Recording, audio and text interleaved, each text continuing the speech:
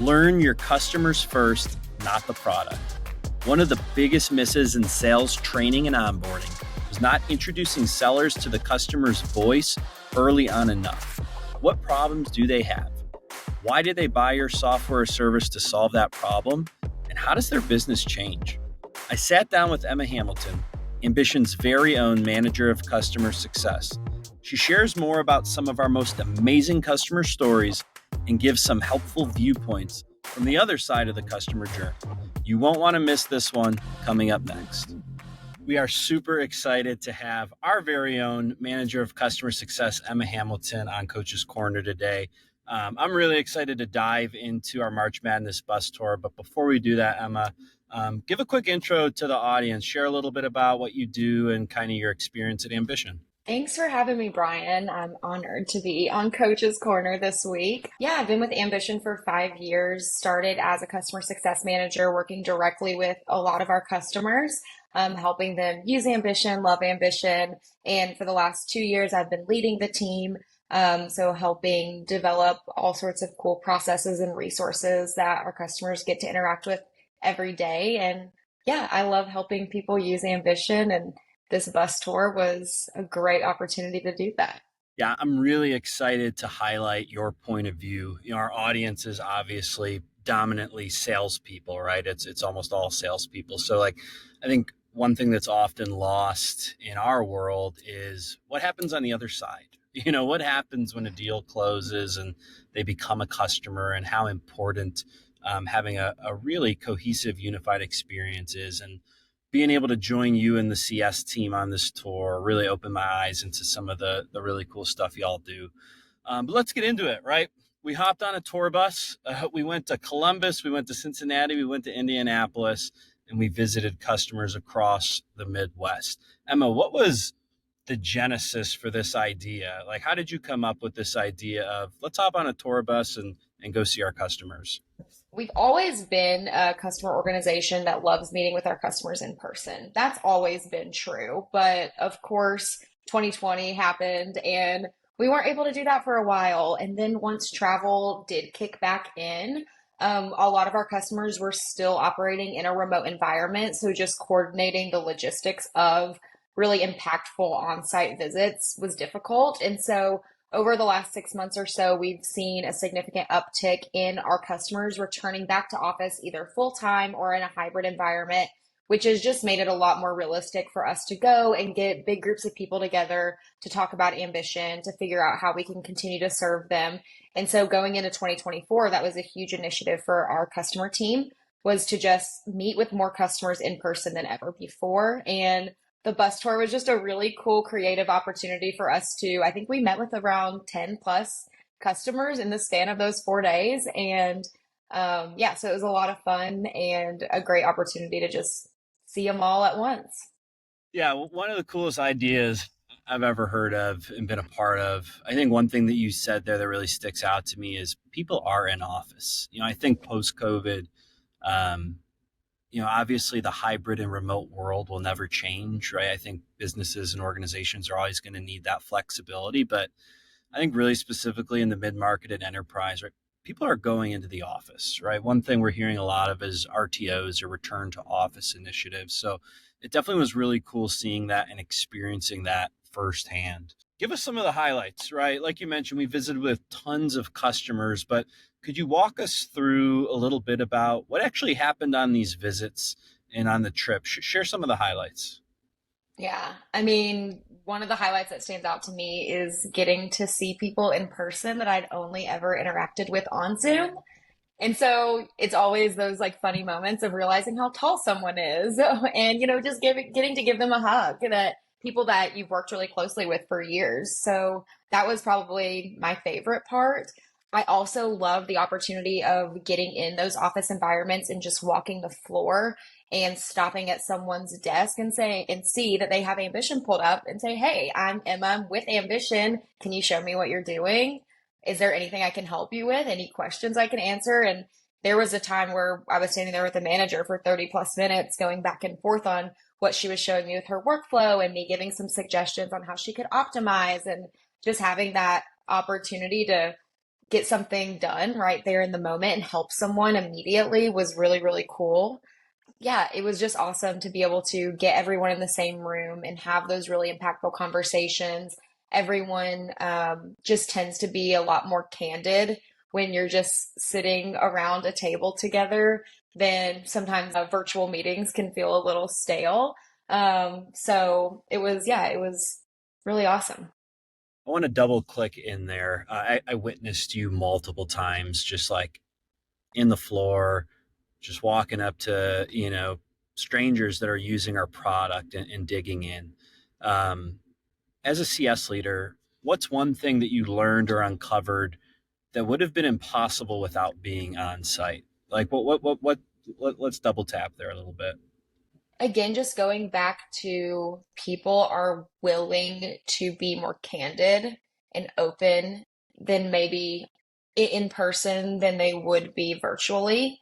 Um, and whether that's because they have a million other things on their screen at the moment that they're thinking of, or they're thinking about the next meeting they have to go into after that, it's just not sometimes work or working on a project that maybe really could take 30 minutes to sit down, hash out, and execute. Virtually sometimes can get drug out a little bit because we have a million other things going on. We have to take what we've learned and go do homework and then come back together the following week. And then we talk about executing versus in the moment, you're able to sit down and be like, show me exactly what you're doing. Okay, I know what to do. Click here, drag this here, drop this here. We're done. Your day is going to be 5% easier moving forward. And it's just that's not possible to do unless you're sitting there with someone. Yeah, you get to the meat and potatoes a lot quicker, right? Like you just get down to the 100%. point so much faster. And I think, one thing you mentioned there too is like there's this orchestration of calendars and timing and like literally having a digital barrier between two people. Like I really think there's no way to replicate an in-office in-person experience as crazy as Mhm. technology and AI is becoming. So Yeah. that shines true. I was in Chicago last week for Emblaze, which was the rebranded AAISP tech conference. So basically, every large enterprise sales org that exists, Gong, Salesforce, Outreach, SalesLoft, kind of all descend upon Schaumburg, Illinois, in a pretty traditional, conference hall, vendors out, happy hours, speakers. Um, but coming off of the bus tour, I went right to Chicago and experienced the sales side of being in person and being able to be on site with customers, but also prospects. Like I think tying this to our audience, like planning meetings in person if you know you're going to be in a region or maybe you're in San Fran or New York City or wherever you are, like if you're able to think strategically about visits and on sites, I feel like you can justify that budget, Emma. Um, Off script question here, but like when you were talking with leadership, like, and you want to justify, like, hey, I want to spend some money, like travel isn't cheap, like how do you justify it? How do you think about that? How do you communicate that up to leadership that we need to spend some money to go see our people in person? I mean, it's pretty simple once you look historically at the information you're able to gather when you're with folks and whether that is like, hey, they've had a change in their business processes. They are actually installing a whole new CRM. And maybe we hadn't learned that yet from them, but we learned it when we went on site and we happened to stop by the IT manager's desk and learned this huge workload they have. And then now we have the foresight to say, oh my gosh, that customer might have a decision coming in the next year or so on if they want to continue using Ambition. I know for a fact that transitioning a CRM is a huge lift. And so now we have the information to get ahead of that, support them so that they're successful in this transition. And Ambition is a powerful tool for them through it rather than a burden. Um, Thus being able to continue that partnership. And so we've seen it happen time and time again, whether it's using the intel that we gather from these on sites or even using it as an opportunity to meet other business leaders that maybe don't use Ambition yet and doing that casual pop by their office and say, hey, I wanted to introduce myself and do you want to go to lunch? And I'd love to learn about what you do. Just getting that opportunity to do that in person too, where again, making those introductions virtually have some barriers to it. Hey, can you give me an introduction to this person? Let's start an email thread.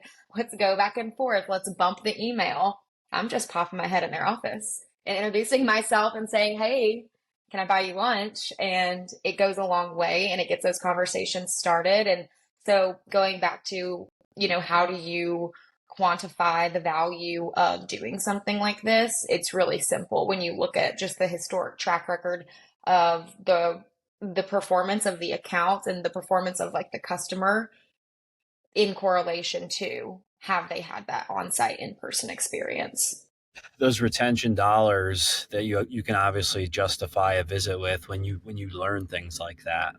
Holy crap, they're about to change CRM, and we probably need to really invest more time with this customer, because something that we talk about deal health and account health, right? Like that's something a piece of technology probably isn't going to be able to tell your CS team that only a human can do it.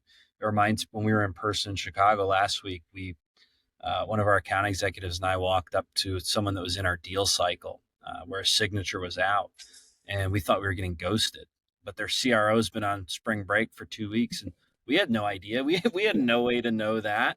And like being on site with the CEO of the company, having him directly send a bump email on our behalf, like you can't do that virtually. So like you said, all these email threads and chains, just being able to pop in and get something done in 5 minutes that takes 5 days virtually, I think is really powerful. A little bit about what you talked about too, expansion opportunities, right? Like getting people curious, like who are those people in our office walking around bringing us donuts and just kind of hanging, right? Like it's a different experience. And I think it's really powerful to be different in today's world. Emma, you're a road warrior.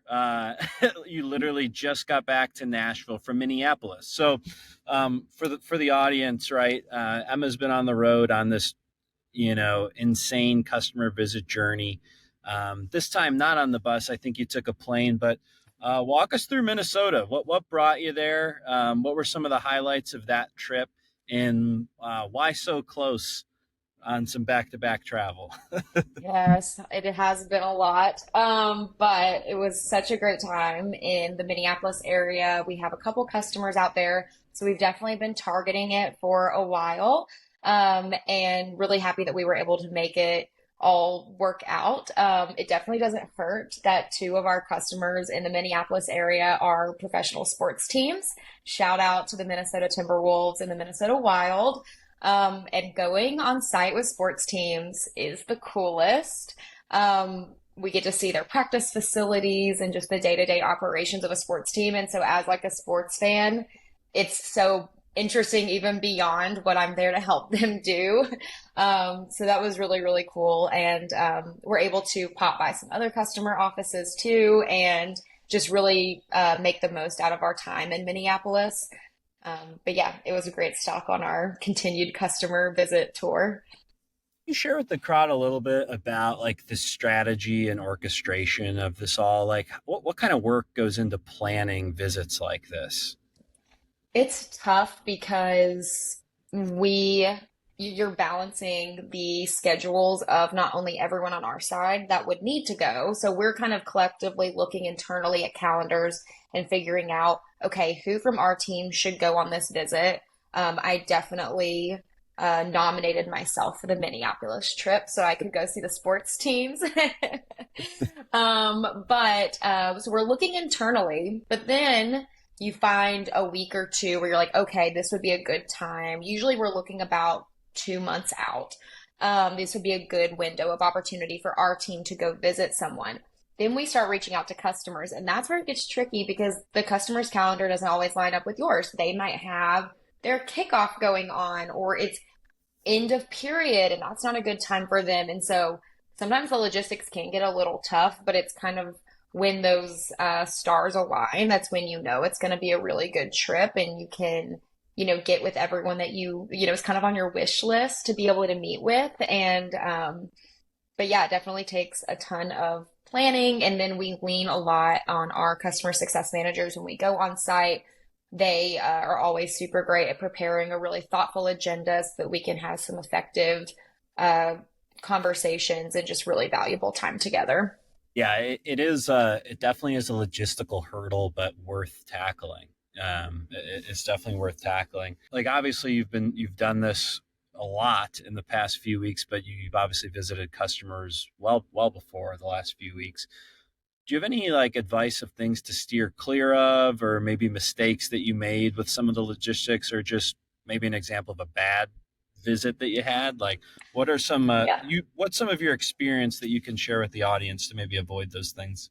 Yeah, I think my number one recommendation for anyone who might be going to have an in-person meeting with a customer or a client or even a prospect is over, I would steer clear of over agendaing the meeting, and I would steer clear of pushing your agenda and really be open to letting your client steer the conversation in a way that's going to be helpful to them, or at least be open to it. It's fine if they're not sure what they, want to talk about or touch on, and that's where you come in prepared with additional talking points, value, conversation starters.